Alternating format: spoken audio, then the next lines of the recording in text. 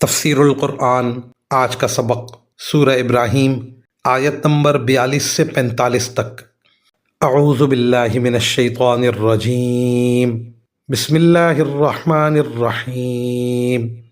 ولا تحسبن اللہ غافلا عما يعمل الظالمون انما يؤخرهم ليوم تشخص فيه الابصار مهطعين مقنعي رؤوسهم لا يرتد إليهم طرفهم وأفئدتهم هواء وأنذر الناس يوم يأتيهم العذاب فيقول الذين ظلموا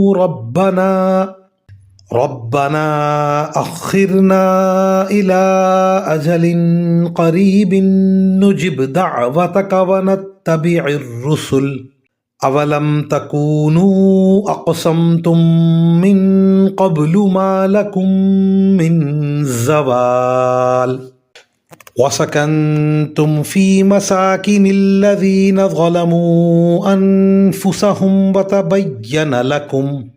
وتبين لكم كيف فعلنا بهم وضربنا لكم الأمثال۔ ترجمہ: اور ہرگز یہ نہ سمجھنا کہ جو کچھ یہ ظالم کر رہے ہیں اللہ اس سے غافل ہے۔ وہ تو ان لوگوں کو اس دن تک مہلت دے رہا ہے جس میں آنکھیں پھٹی کی پھٹی رہ جائیں گی، وہ سروں کو اوپر اٹھائے دوڑ رہے ہوں گے، ان کی نگاہیں جھپکنے کو واپس نہیں آئیں گی اور ان کے دل بدحواسی میں اڑے جا رہے ہوں گے۔ اور اے پیغمبر، تم لوگوں کو اس دن سے خبردار کرو جب عذاب ان پر آن پڑے گا تو اس وقت یہ ظالم کہیں گے کہ اے ہمارے پروردگار، ہمیں تھوڑی سی مدت کے لیے اور مہلت دے دیجیے تاکہ ہم آپ کی دعوت قبول کر لیں اور پیغمبروں کی پیروی کریں۔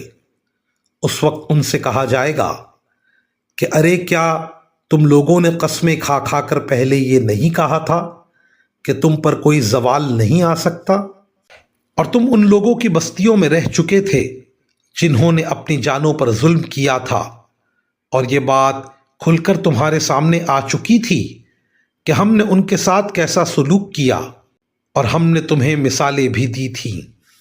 ان آیات کی تفسیر میں مفسرین کرام فرماتے ہیں، پیچھے یہ فرمایا گیا تھا کہ ان ظالموں نے اللہ کی نعمتوں کی ناشکری کر کے اپنی قوم کو تباہی کے کنارے لا کھڑا کیا ہے۔ اس پر کسی دل میں یہ خیال ہو سکتا تھا کہ دنیا میں تو یہ لوگ ترقی کرتے نظر آ رہے ہیں۔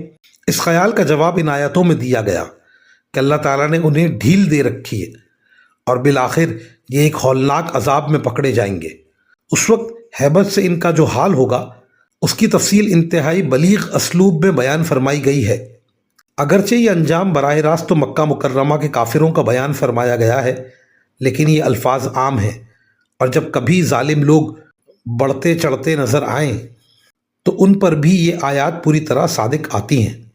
مزید فرمایا کہ جو ہولناک انجام ان کے سامنے ہوگا اس کی وجہ سے وہ ٹکٹکی باندھ کر ایک ہی طرف دیکھ رہے ہوں گے، اب پلک جھپکانے کی جو صلاحیت دنیا میں تھی وہ ان کے پاس اس وقت واپس نہیں آئے گی۔ وآخر دعوانا ان الحمد للہ رب العالمین۔